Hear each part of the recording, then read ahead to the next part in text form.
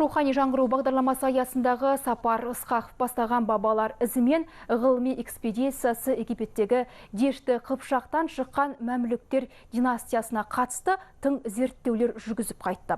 Ұлы даладан барған билеушілердің арқасында 13-14 ғасырларда Египет араб және ислам әлемінің саяси, ғылыми және мәдени орталығына айналған еді. Осы экспедиция құрамында Египетке барып қайтқан әріптесіміз Саят Жөкенұлының бейне материалына кезек берсек. 1250 жылы мәмлүктер Египеттегі билікті өз қолдарына алады. Және олар 1570 жылға дейін, яғни 3 ғасырдан астам уақыт осы елді басқарады. 1250 және 1382 жылдар аралығында Бахри, яғни Қыпшақ мәмлүктер билеуші болған. Сұлтан Бейбарс 1277 жылы өмірден өткен соң, оның даңқты ізбасарлары да оның ісін жалғастырып отырған. Бұл билеушілерде елдің гүлденуіне қызмет жасаған. Солардың салдырып кеткен үлкен-үлкен тарихи нысандары бүгінде туристік объектілерге айналып, әлі күнге дейін Египет халқына пайда келіп отыр. Біздің бабаларымыз 132 жыл осында билік құрған 25 сұлтан. Оның ішінде біздің білетіміз енді Сұлтан Бейбарс, одан кейінгі Сұлтан Қалауын, Мұхаммед, Халил, Хасан толып жатыр. Әрқайсысы өзінің артында із қалдырғысы келген.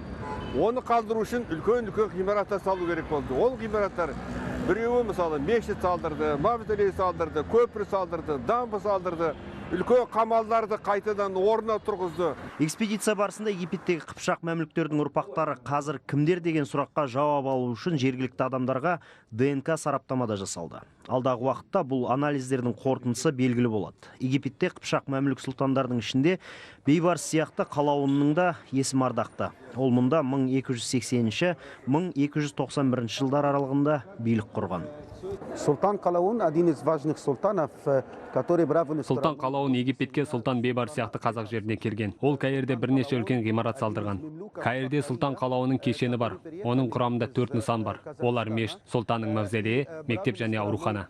Қыпшақ мәмлүктердің тұсында Египет ислам және араб әлемінің мәдени, ғылыми және сауда орталығына айналады. Мысыр ол заманда Еуропа, Азия және Африканы байланыстырып жатқан қуатты, өте маңызды ел болған еді. Египет сұлтандары қазақ жеріндегі Алтын Ордамен жақсы қарым-қатынас орнатқан болатын. Және тарихтың осы тұсын ғалымдар жан-жақты зерттеп, жаңа деректер табуға ден қою керек дейді экспедиция мүшелері.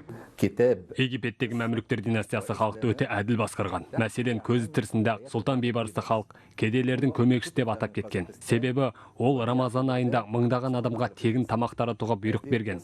Ол туралы Каирдің базарларында мадақ өлеңдер айтылатын. Бұлардың бәрі толықтай шынайы тарихи деректер. Қыпшақтардан шыққан билеушілердің қалдырып кеткен мұрасы қазіргі Египет пен Қазақстанды мәдени, тарихи тұрғыдан жақындастыруға әбден лайық.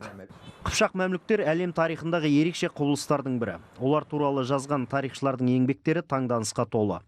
Өйткені кезінде елге құл болып келген адамдар билікке келіп, мемлекетті аса зор дамуға бастайды.